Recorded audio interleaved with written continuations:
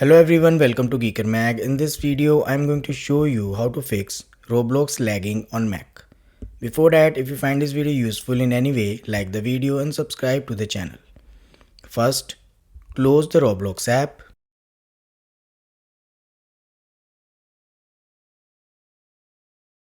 After that, open Finder. In the Finder, switch to Applications. Now locate Roblox. Right click on it and select Show Package Content. Open Contents folder, then Resources, Platform Content, PC, Texture. Inside the texture folder, select all the files and move it to bin.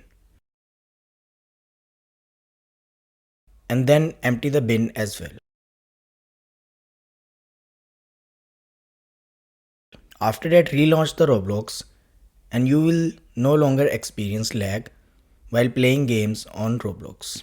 That's all about this video. If this video was helpful, type heart in the comments. Thanks for watching.